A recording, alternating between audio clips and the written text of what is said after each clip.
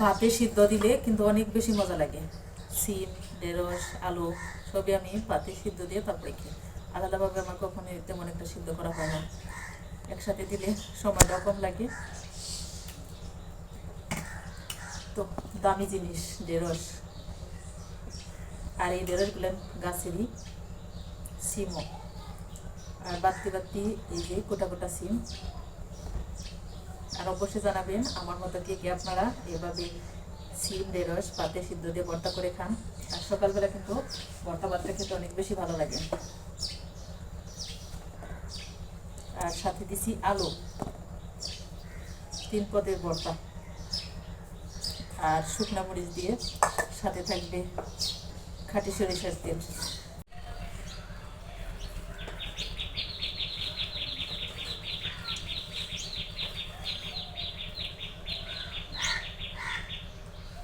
সিমের ভর্তাটা বানিয়ে নিছি, এটা কড়াইতে রেখে দিছি। এটার মধ্যে বেগুন ভাজি করছিলাম, এটার মধ্যে আর আজকে শুকনা মরিচটা একটু জাল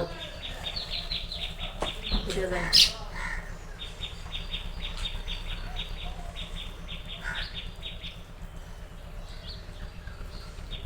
আর ছেলে খাবি সিদ্ধ সিম, ছেলের জন্য রেখে দিছি।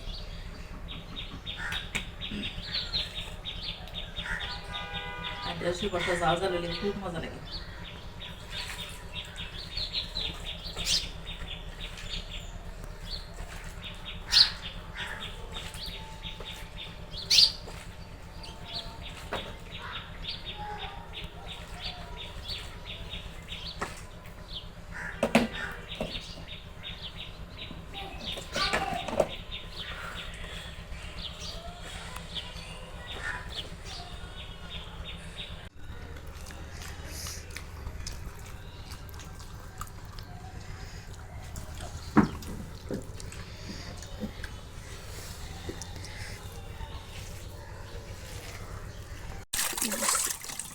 আজকে বাজার থেকে আনা হয়েছে আমার পছন্দের জাটকা মাছ।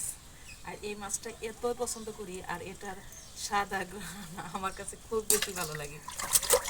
আজকে রান্না করব, অনেক মজা করে খাবো। প্রায় 1 মাস পর আনা হয়েছে। আমি আর মেয়ে খুব বেশি পছন্দ করি এই মাছটা।